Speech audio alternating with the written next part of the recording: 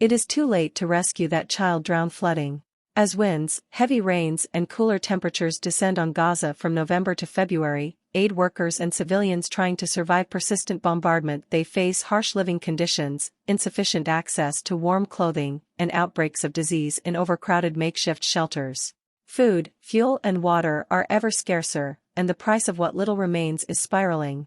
Nowhere in Gaza, even cemetery, is not safe. Israeli tanks driven on cemetery.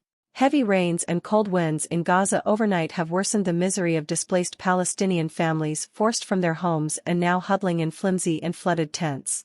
Some families have proper tents, but others are making do with tarpaulins or thin, see-through plastic made to protect goods, not provide shelter to people.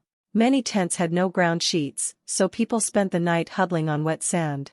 At a tent camp in Rafah, located on sandy terrain strewn with rubbish, people were seen trying to recover from a horrible night, carrying buckets of sand to cover puddles inside or around their tents, and hanging up soggy clothes. Our house was destroyed, our child was martyred, and I remain facing it all. This is the 5th place we have had to move to, fleeing from one place to another, with nothing but a t-shirt on, she said, hanging wet clothes outside her tent. Videos shared on social media showed people wading through flooded streets as they carried family members killed in the Israeli bombardment and wrapped in white shrouds. The heavy rains and strong winds have made it harder to bury the dead. This channel needs your help. Please share, like, and subscribe. Thank you. Yasmin Mani said she woke up in the night to find her 7-month-old child soaking wet.